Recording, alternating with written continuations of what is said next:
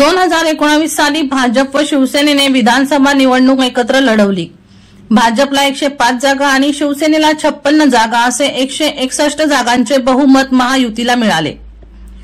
पण मुख्यमंत्री पदावरून शिवसेनेने भाजपासोबतची युती तोडली। त्यानंतर शिवसेनेने ज्यांच्या विरोधात राजकारण केलं, टीका केली, त्यास काँग्रेस आणि राष्ट्रवादी सोबत मिळून महाविकास आघाडी सरकार स्थापन केली आणि उद्धव ठाकरे महाराष्ट्राचे 19वे मुख्यमंत्री झाले। नगरसेवक पदाचा अनुभव नसलेला व्यक्ती थेट राज्याच्या मुख्यमंत्री पदावर बसल्यावर उद्धव ठाकरे यांना ना धड सरकार चालवता आले ना पक्ष टिकवता आला। येथूनच महाराष्ट्राचे राजकारण गढूळ व अस्थिर झाले। उद्धव यांच्या कार्यकाळात त्यांच्या नेतृत्व कौशल्यावर प्रश्नचिन्ह उभे राहिले।